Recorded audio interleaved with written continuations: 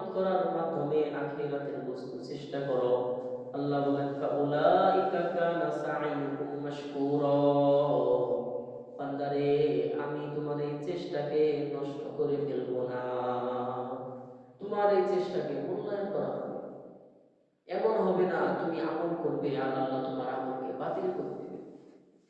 এই জন্য পবিত্র রমজান মাস, এই রমজান মাসে আমরা বেশিরভাগ গুনাহে লিপ্ত হয়ে যাই। কিন্তু এই রমাদান মাস আল্লাহ নবী বলেন আসিয়ামু জান্নাতুন, সিয়াম হলো ডাল স্বরূপ। আল সিয়ামু জান্নাতুন মিনান নার, জাহান্নাম থেকে বাঁচার জন্য রোজা হলো ডাল স্বরূপ।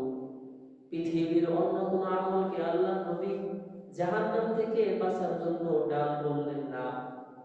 যেমন আল্লাহ নবী অপর হাদিসের মধ্যে বলেন রোজা এমন একটা আমল রে বান্দা, এই রোজার মাধ্যমে বান্দার অধিক তাকওয়া প্রকাশ পায়, আল্লাহ রাব্বুল আলামিনের ভয় প্রকাশ পায়। আল্লাহ তাআলা যখন বান্দাকে ক্ষুধার্ত অবস্থায় দেখে, আল্লাহ তাআলা ফেরেশতাদের সঙ্গে গর্ব করেন। ফেরেশতাদেরকে ডাক দিয়ে বলেন তোমরাই তো নিষেধ করেছিলা বনি আদম সৃষ্টি করতে, কিন্তু দেখো তারা কেমন আমি আল্লাহকে ভয় করে ইবাদত করতেছে। এজন্য আমরা রোজা রেখে গুনার মধ্যে গুনায় লিপ্ত হব না। বিশেষ করে জবানের গুনাহ, চোখের গুনাহ, হাতের গুনাহ, চোখের গুনার মধ্যে আমরা লিপ্ত হয়ে যাই। এর জন্য আমাদের চোখ আজকে নাপাকে পরিণত হয়ে গেছে। এজন্য আমাদের দিমাগের মধ্যে এলেম প্রবেশ করতেছে না। কথা ঠিক না? যেমন মনে করেন এই চোখ হলো মানুষের হৃদয়ে এলেম প্রবেশ করার রাস্তা, দরজা। এখন এই রাস্তা দরজা যদি গুনাহ দ্বারা যদি সয়লাভ হয়ে যায়, তাহলে কি তার ভিতরে এলেম ঢুকবে? সে কি ঈমানের স্বাদ পাবে? সে তো ঈমানের স্বাদ পাবে না। এজন্য নবী আমার হাদিসের মধ্যে বয়ান করেন পৃথিবীর জমিনে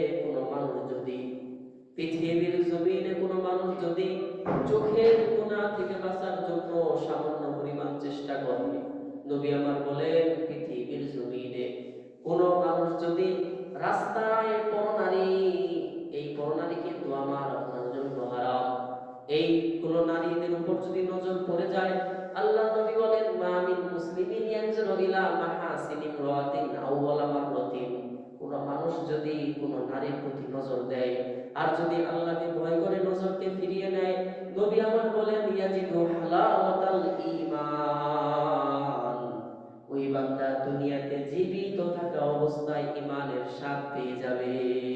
সুবহানাল্লাহ, সুবহানাল্লাহ। এইখানে আমাদের কোনো আমল নাই। মাদ্রাসার ছাত্ররা তো আরো ফাস্ট, তারা চিন্তা করে যে একবার তাকানো তো জায়েজ, তো তাকাইছে, তাকায়া যা আছে সব দেখে নেয়। নাউজুবিল্লাহ, না না, এমন করা যাবে না। রব্বুল আলামিন তার হাবিবকে পাঠাইয়া পৃথিবীর জমিনে সাহাবায়ে কেরাম বড় আল্লাহকে ভয় করতেন। আল্লাহ তাআলাকে কেমন ভয় করতেন?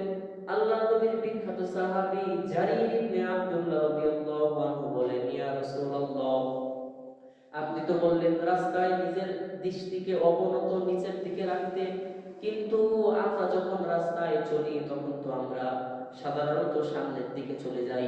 আর হঠাৎ যদি কোনো নারী আমাদের সামনে চলে আসে, আল্লাহ নবী বলেন আসরিফ বাসরি, তুমি তোমার দৃষ্টিকে ওই দিক থেকে ফিরিয়ে আনবে। সুবহানাল্লাহ, সুবহানাল্লাহ। সাহাবায়ে কেরাম আল্লাহ নবীর কথাকে কি পরিমাণ মূল্যায়ন করতেন। এই যে পবিত্র রমজান মাস, এই রমজান মাসেও কিন্তু আমরা গীবত ছাড়তে পারি নাই, মিথ্যা বলা ছাড়তে পারি নাই, মানুষের পরনিন্দা করা ছাড়তে পারি নাই, মানুষের পিছনে কটু কথা বলা ছাড়তে পারি নাই, চোখের গুনাহ থেকে বাঁচতে পারি নাই, হাতের গুনাহ থেকে বাঁচতে পারি নাই।